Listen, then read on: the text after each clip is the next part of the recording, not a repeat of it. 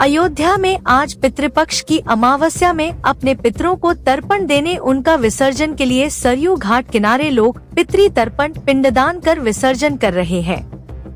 आज पितृपक्ष का अंतिम दिन है। अमावस्या में जो लोग गया जी नहीं जा पाते हैं, वह पवित्र नदियों में जल, जौ, पुष्प, दूध, तिल से अपने पितरों को तर्पण कर अमावस्या के दिन अपने पूर्वजों का विसर्जन भी करते हैं। सरयू नदी तट पर भगवान श्री राम ने भी वनवास उपरांत अपने पिता राजा दशरथ और पूर्वजों का पिंड दान किया था, पितृ तर्पण किया था। वहीं श्री राम जन्मभूमि मंदिर के मुख्य पुजारी आचार्य सतेंद्र दास ने बताया कि अमावस्या के दिन अपने पूर्वजों का पिंड दान कर उनका विसर्जन कर आशीर्वाद लिया जाता है। जिन लोगों को अपने पितरों की मृत्यु की तिथि ज्ञात नहीं होती है, वह लोग पितृ पक्ष के अंतिम दिन अमावस्या तिथि पर उनका पिंड दान करते हैं। ये जिस तरीके से कल अमावस्या है और अमावस्या को माना जाता है कि जितने भी पूर्वज हैं उनका श्राद्ध किया जाता है, जिनकी तिथि के बारे में जानकारी नहीं है, क्या है ये? यह अमावस्या जो है, ये कार्तिक की कुवार की अमावस्या, ये दो पक्ष होते हैं, एक पितृपक्ष और एक देव पक्ष। तो पितृपक्ष समाप्ति पर आता है अमावस्या, और अमावस्या का अर्थ होता है संयुक्त मिलना।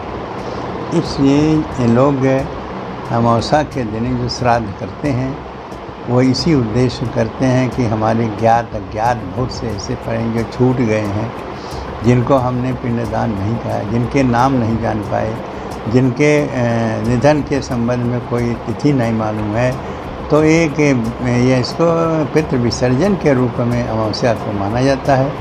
और उसी उद्देश्य से यह पिंडदान आदि जितने भी कृत्य होते हैं पितरों के लिए वो किया जाता है। इससे ये होता है कि जो छूट गए हैं किसी कारणवश, उनको भी प्राप्त हो जाता है, लाभ हो जाता है और उनको संतुष्टि होती है।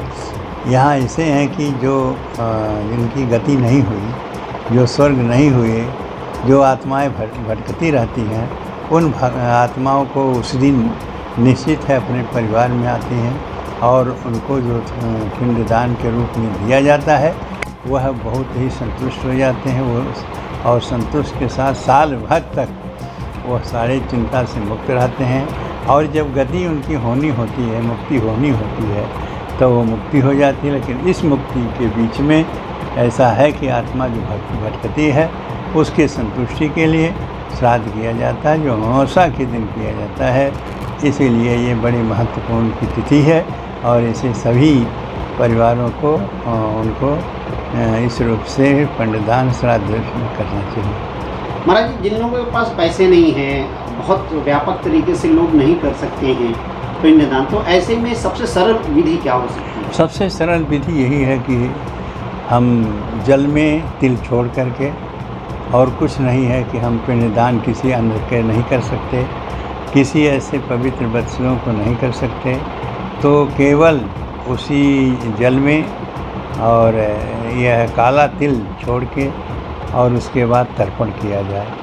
तर्पयामी तर्पयामी तर्पयामी, उसी उतने से देने से पितरों को अपने परिवारों के हाथ से उसी से संतुष्टि हो जाती, बहुत ही उनको आनंद आता है, इतने में ही संतुष्ट हो जाते हैं। और यह ज़रूर जो कुछ नहीं कर पाते हैं तो इसको ज़रूर करना चाहिए।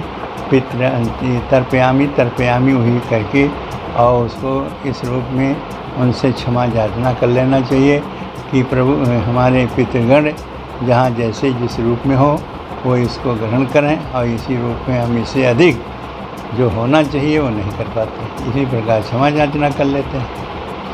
अच्छा महाराज जी, अयोध्या में भगवान श्री राम जब लंका विजय उपरांत अयोध्या आए तो उन्होंने अपने पिताजी का भी श्राद्ध किया।